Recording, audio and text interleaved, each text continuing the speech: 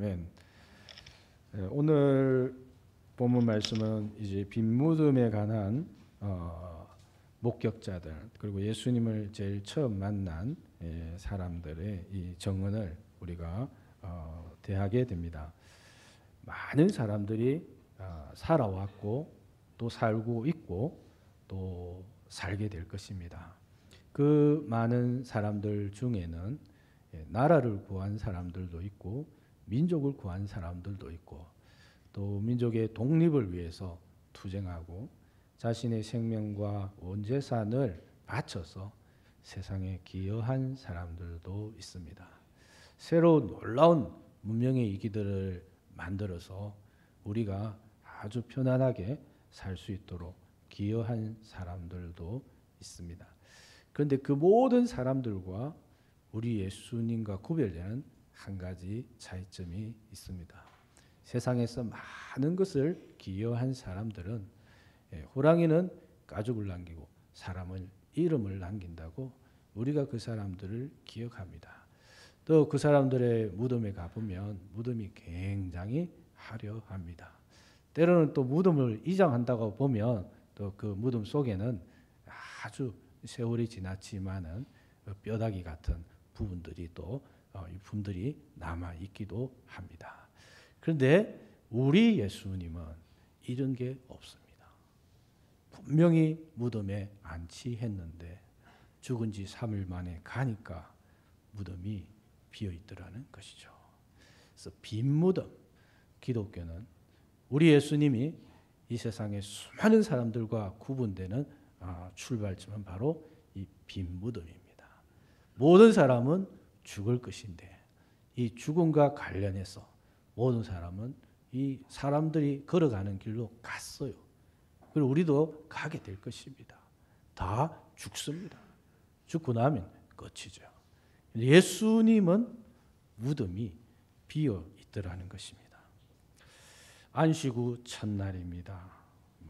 지금으로 한다면 주일, 일주일의 첫째 날 되는 주일 새벽에 해가 뜨기 전에 막달라 마리아를 비롯한 여인들이 이 시신의 향품을 더 붓기 위해서 무덤으로 나아갔습니다. 요한복음 19장 25절에 보면 예수님의 십자가 곁에 막달라 마리아가 예수님의 어머니 또 이모 글로바의 아내 마리아 이렇게 같이 있었다라고도 하고 이름이 조금씩 다르지만 또 다른 복음서에서도 이 막달라 마리아와 여인들이 이렇게 함께 움직인 것을 따로따로 움직인 것은 아니고 이렇게 함께 움직인 것을 볼 수가 있습니다. 그래서 이들이 무덤에 가서 예수님의 시신에 향품을 더 이제 자신들의 그 정성을 이제 주님의 그 함께 지나왔던 시간들을 기억하며 또 감사하며 안타깝게 여기며 마지막 어떤 정성을 이렇게 나타내기 위해서 무덤으로 갔습니다. 그들은 무덤을 가면서도 이런 생각을 했겠죠. 무덤 앞에 입구에는 커다란 돌이 있는데 이 무거운 돌을 어떻게 옮길 수 있을까? 우리 힘으로는 끄떡도 안 할 텐데 그런 걱정 염려를 하면서 대책도 없이 아무튼 주님을 사랑하는 마음에 열정을 다해서 무덤으로 달려갔습니다. 무덤에 도착했을 때 이 여인들은 깜짝 놀라서 나자빠질 뻔했습니다. 왜냐하면 그 무거운 돌이 옮겨져 있었습니다. 무덤 안이 횡거하니 이렇게 보였던 것이죠. 이게 도대체 어떻게 된 일일까? 마음 한편으로는 놀랐고 마음 한편으로는 의구심을 가졌습니다. 도대체 어떻게 된 일일까? 그리고 무덤 안을 보니 무덤 안에는 예수님의 시체가 보이지 않았습니다. 도대체 어찌 이런 일이 있을 수 있을까? 막달라 마리아는 이 순간 한시라도 빨리 이 사실을 제자들에게 베드로에게 알려야 되겠다. 그 생각밖에 들지 않았던 것 같아요. 그래서 이 사실을 알리기 위해서 베드로에게 달려갔습니다. 막달라 마리아는 베드로와 요한에게 달려가서 예수님의 무덤이 돌이 옮겨져 있고 시신이 없어요 라고 그렇게 알려주었습니다. 마리아의 보고는 정말 충격적이죠. 무덤에 돌이 옮겨져 있고 예수님의 시신이 없다고 하면 그럼 누군가가 예수님의 시신을 훔쳐갔다는 것이잖아요.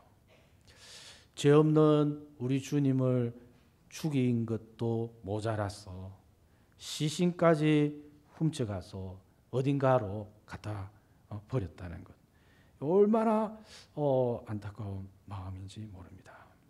막달라 마리아의 이 정언을 듣고 베드로와 요한은 깜짝 놀랐습니다.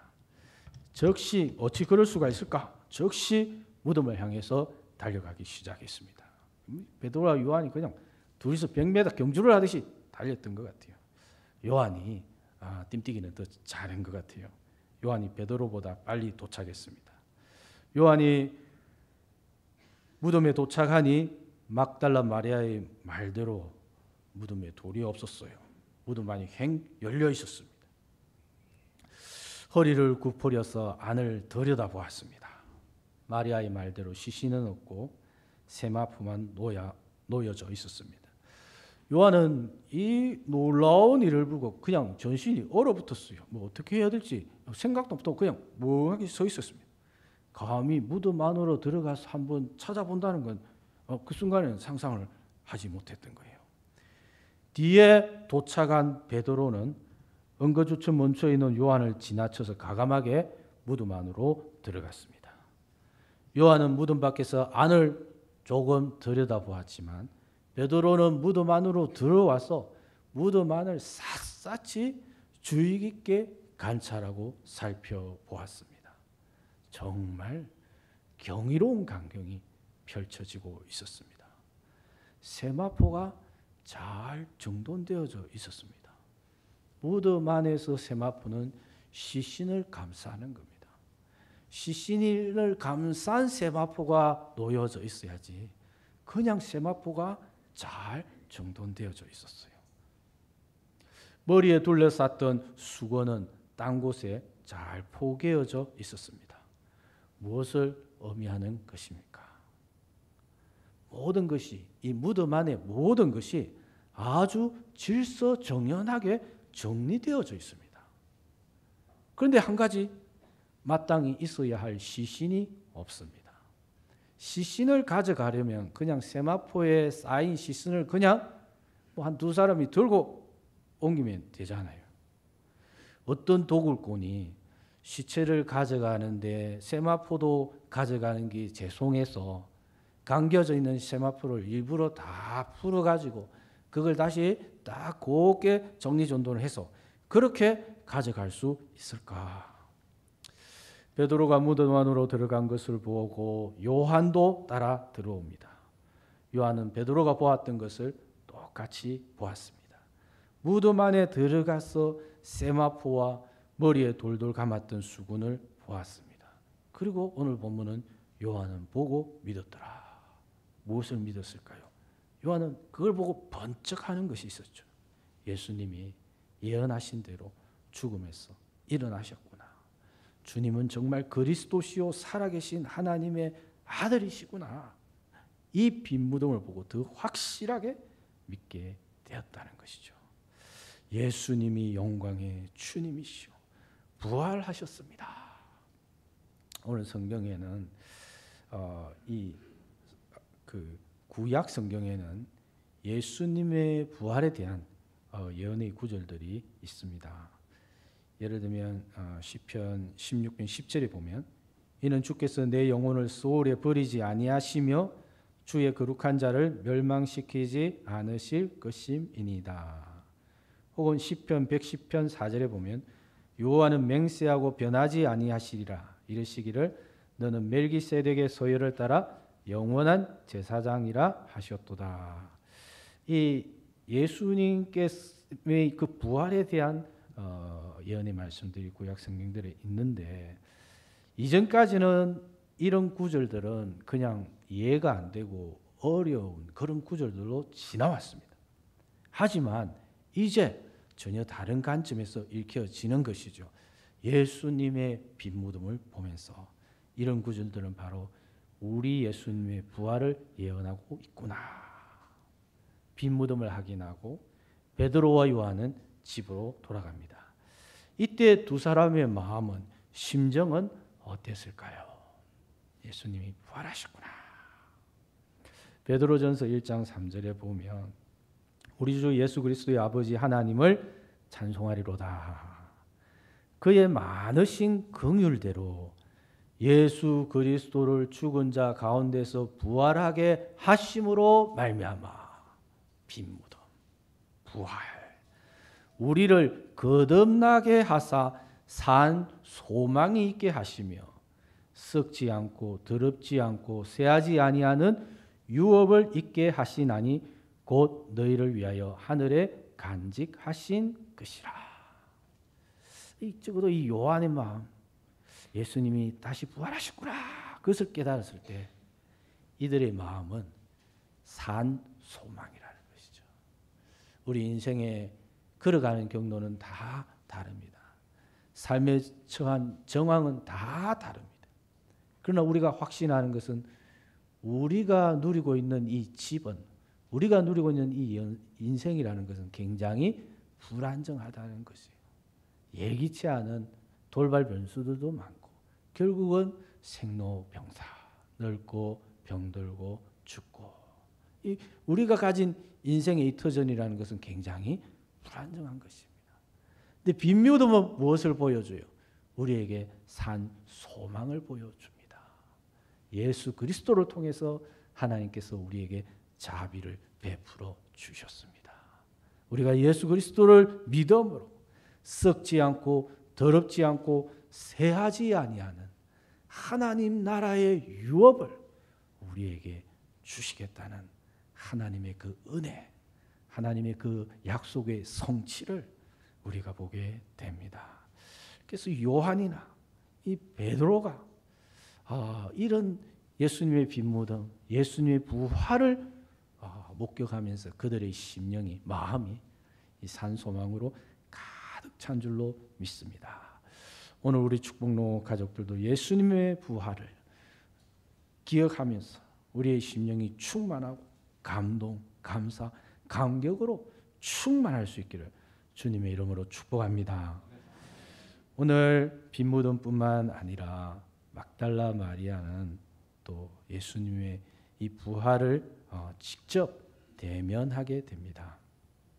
베드로와 요한에게 무덤이 비어 있음을 알려주고 이 소식을 접한 베드로와 요한은 무덤을 향해서 달려갑니다. 막달라 마리아도 이 두 사람을 따라서 다시 왔던 것 같아요. 촘촘하게 걸어오죠. 두 사람은 엄청난 속도로 달려가죠. 그리고 이 두 사람은 빈 무덤을 보고 다시 돌아갔습니다. 그런데 이 돌아가는 과정에 이제 길이 엇갈렸던 것 같아요. 이 길이 서로 만남이 있었다면 요한이 막달라 마리아를 붙잡고 예수님 살아난 거야 이렇게 말을 했을 텐데 이 길이 어긋났던 것 같아요. 그러니까 서로 안 만나고 막달라 마리아는 다시 무덤으로 왔습니다. 다시 무덤으로 돌아온 마리아의 내적 상태는 누군가 예수님의 시신을 훔쳐갔다, 도굴꾼이 도적질했다, 이 상태에서 전혀 변함이 없어요. 그리하여서 무덤 앞에 도착했을 때는 안 그래도 예수님이 돌아가셨는데, 자신의 눈앞에서 고난당하시고 십자가에 못 박히시고 돌아가셨는데 시신까지 없으니까 안 그래도 슬픔에 막 북받쳐 오르는데 다시 무덤가에 와서는, 무덤 앞에 서서는 소리를 내어서 엉엉 울기 시작했습니다. 이렇게 슬플 수가 없는 거예요.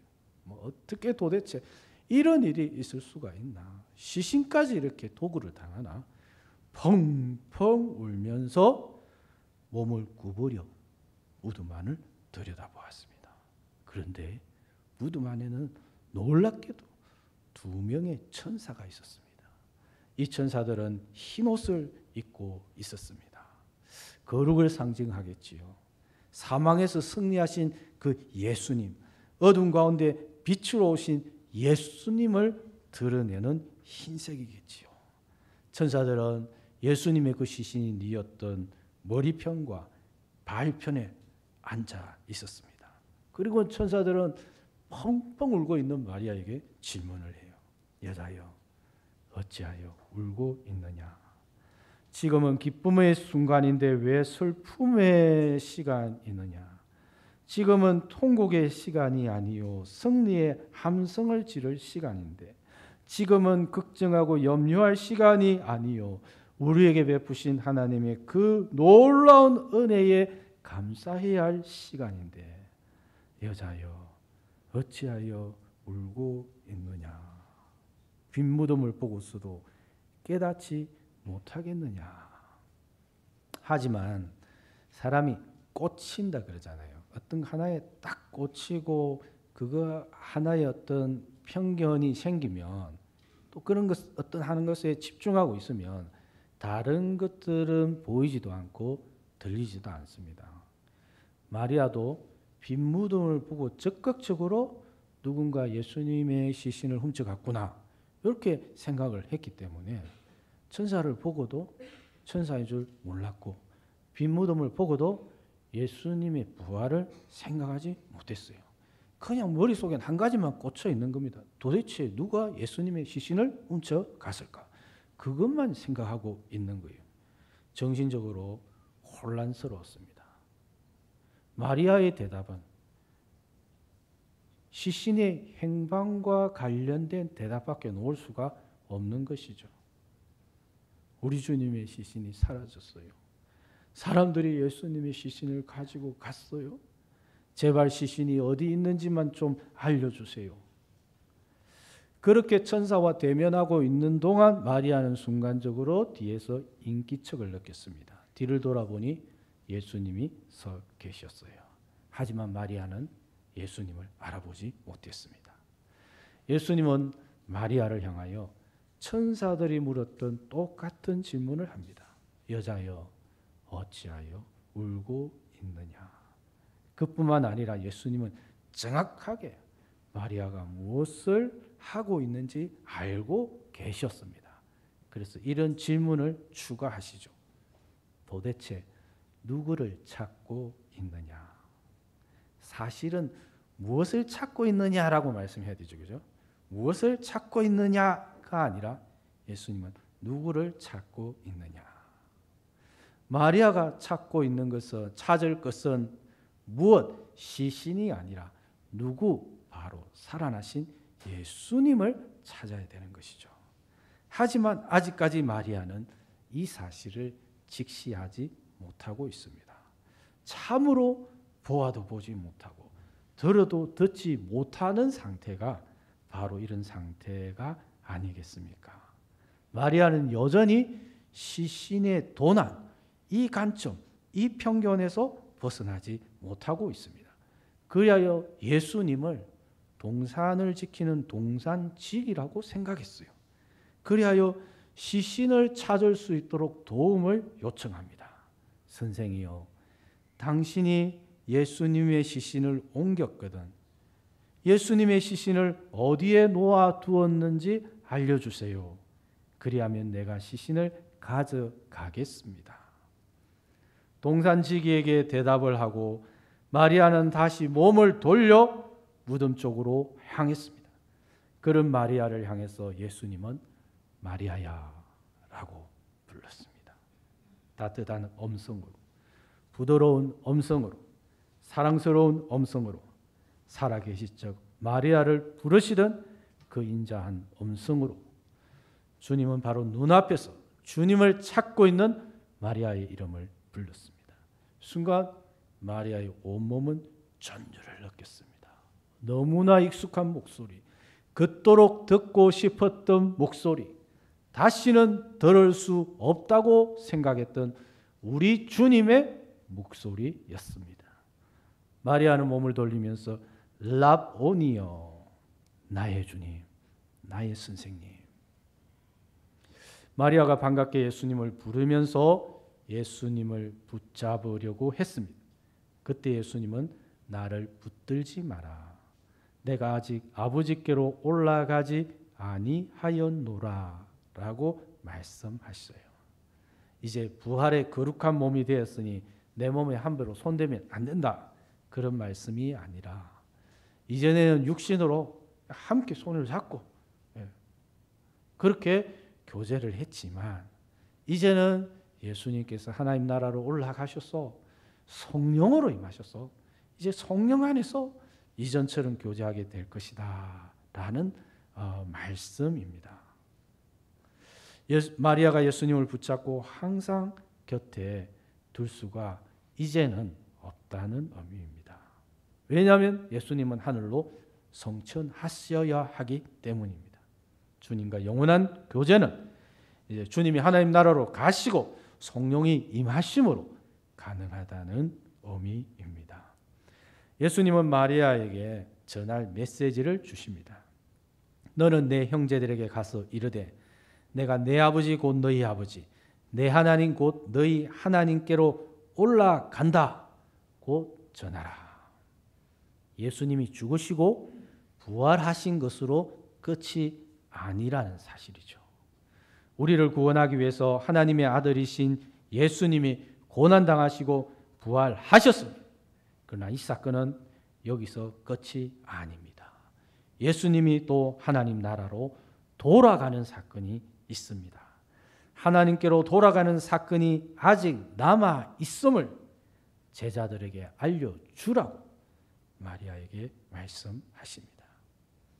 예수님은 지금 제자들을 내 형제들이라고 부르고 있습니다. 내 형제들.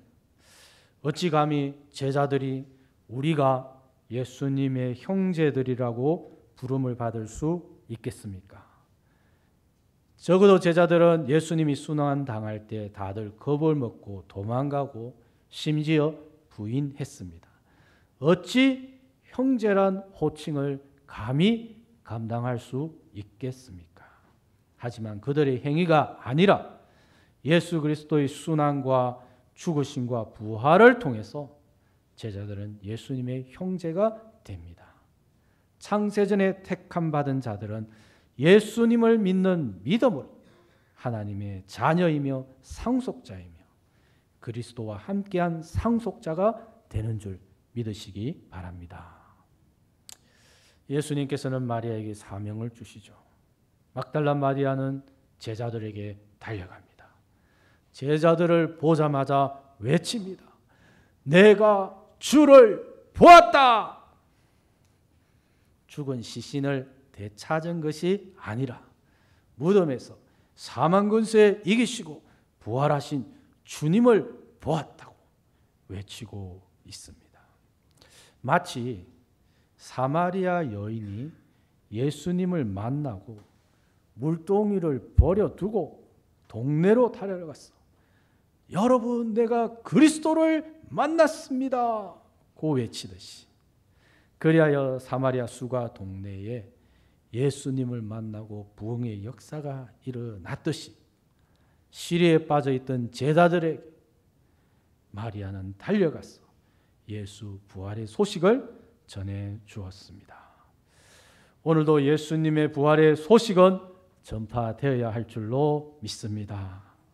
시리에 빠져 있고 낙담에 빠져 있고 이 불안정한 이 인생의 항로에서 방향을 잃고 있는 우리의 형제, 우리의 자매, 우리의 부모, 우리의 일가 친척, 삶의 현장에 있는 이들에게 예수님은 죽으시고 부활하시고 하나님 나라로 성천하셨고 또 다시 재림할 줄로 믿습니다. 초림의 예수님은 우리의 죄를 감당하셨지만 우리가 하나님의 자녀가 되는데 초점을 두었지만 재림의 예수님은 심판의 주님으로 만왕의 왕으로 오실 줄로 믿습니다. 우리 살아있는 동안 우리의 삶의 현장에서 예수님의 부활과 다시 오심을 증언하고 간증하고 고백하고 찬양하는 우리 축복로 모든 가족들 될 수 있기를 주님의 이름으로 축복합니다. 찬송가 436장 찬송입니다.